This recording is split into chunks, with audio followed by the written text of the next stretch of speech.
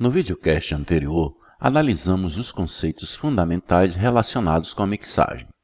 Vimos como podemos comparar uma mixagem desde o início, algumas dicas sobre como fazer o processo da mixagem ficar menos traumático e como criar nossa própria filosofia de mixagem. Agora, começaremos a analisar os diferentes processos técnicos implicados numa mixagem musical. Antes de começarmos com a análise destes processos técnicos, seria bom citar algumas questões importantes sobre eles. Em primeiro lugar, devemos ter em conta a todo momento que os processos técnicos que citaremos a seguir devem estar a serviço da música. Isto significa que não devemos aplicar livremente uma equalização, uma compressão, uma reverberação. E sim, que devemos saber o que estamos fazendo nas trilhas. Não devemos aplicar, por exemplo, uma compressão de forma sistemática em um bumbo. Existirão situações em que o bumbo irá necessitar um ataque mais rápido, uma taxa mais alta que outras. Mas não é porque uma configuração de compressor tenha funcionado bem na trilha de bumbo numa canção que obrigatoriamente a mesma configuração irá funcionar bem em outra música, mesmo quando esse tema pertença à mesma produção. A cada vez que aplicarmos a dita compressão no bumbo, devemos saber perfeitamente o que estamos buscando, o que se aprende com a experiência. Mas onde não paira dúvidas é no fato que necessitaremos conhecer as técnicas necessárias para conseguir o que temos em mente. Por outro lado, ainda que neste videocast estaremos estudando os processos técnicos em partes diferentes, temos que considerar que devemos tê-las todas em mente quando mixarmos. Apesar de que, com a prática, se tende a encontrar uma sequência de processos na hora de mixar. É um erro pensar em, por exemplo, primeiro equalizar tudo e depois comprimir. Todos os processos têm de ser aplicados de forma fluida e não de forma separada. Vamos conhecer duas ferramentas muito importantes e que iremos depender muito delas para que consigamos realizar uma boa mixagem. Veremos com quais tipos de equalizadores vamos nos deparar numa mixagem e analisaremos o funcionamento dos processadores de dinâmica.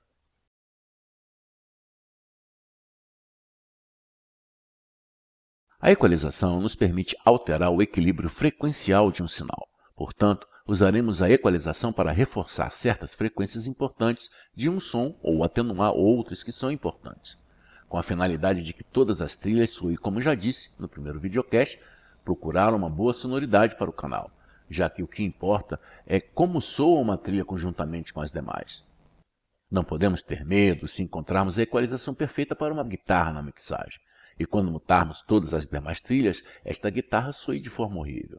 Não podemos nos guiar em como soam os elementos isolados, e sim em como soa todo o conjunto. Além disso, temos que considerar o chamado efeito de mascaramento.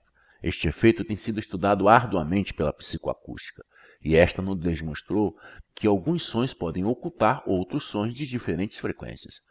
Vamos imaginar que temos uma guitarra distorcida que possui uma riqueza frequencial. Imaginemos também que temos uma voz. O mais provável é que, se buscarmos uma sonoridade genial para a guitarra sem considerar a voz, devido à característica da sonoridade da guitarra, quando adicionarmos a voz, não sejamos capazes de fazer com que esta voz soe de forma clara. Nesse caso, teremos um grande problema de mascaramento e, portanto, devemos, em primeiro lugar, buscar uma boa equalização para a voz e depois adicionar a guitarra e atenuar as frequências que entendermos oportunas para deixar o espaço para a voz.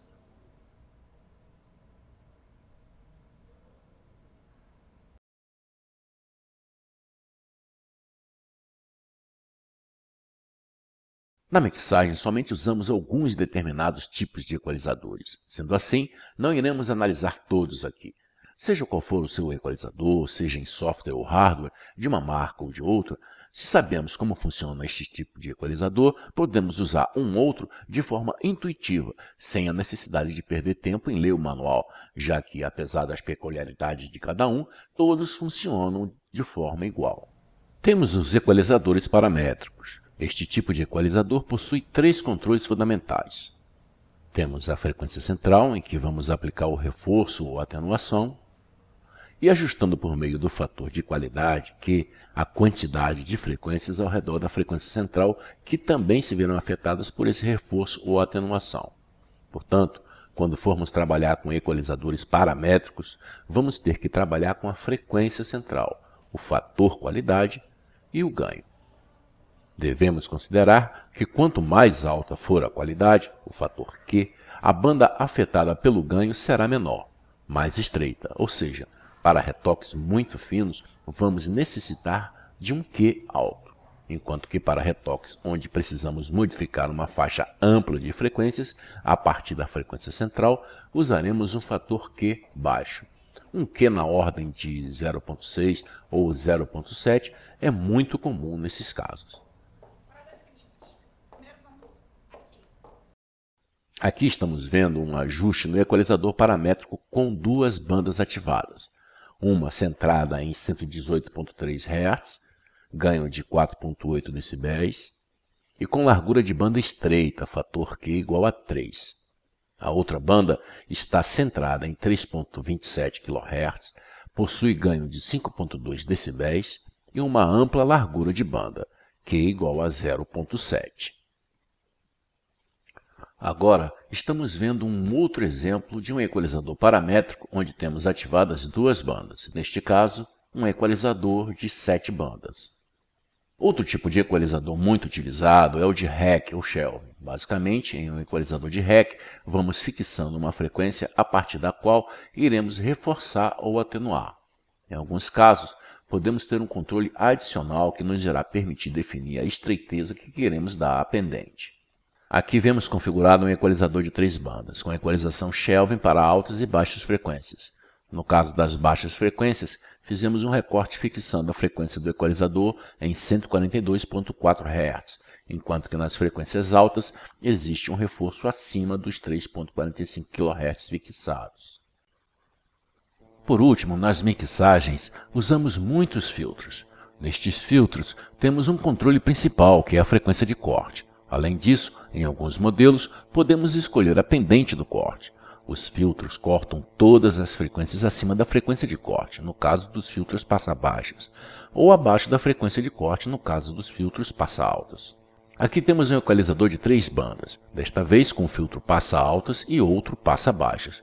Vemos que o passa-altas está configurado com uma pendente mais abrupta, 18 dB por oitava, do que o filtro passa-baixas, 6 dB por oitava. Agora estamos vendo outro exemplo de filtro. É uma configuração de passa-baixas e passa-altas com o equalizador F2 da MC-DSP. O tipo de equalizador que nos permite maior liberdade é sem dúvida o equalizador paramétrico. Se usarmos um Q muito baixo, podemos fazer equalizações cirúrgicas que irão nos permitir eliminar problemas em frequências muito pontuais. Vamos supor uma caixa de bateria que possui uma ressonância metálica que molesta bastante a uma determinada frequência. Através de um Q muito baixo, podemos eliminar esse harmônico, sem alterar praticamente o restante das frequências da caixa. O equalizador paramétrico também nos permite fazer correções numa quantidade ampla de frequências.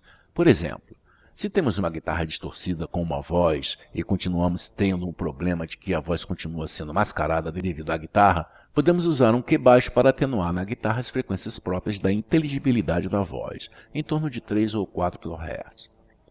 Poderíamos subir as ditas frequências com paramétrico também com um Q baixo na trilha de voz, mas devemos sempre levar em conta que é menos prejudicial fazer recortes do que fazer reforços.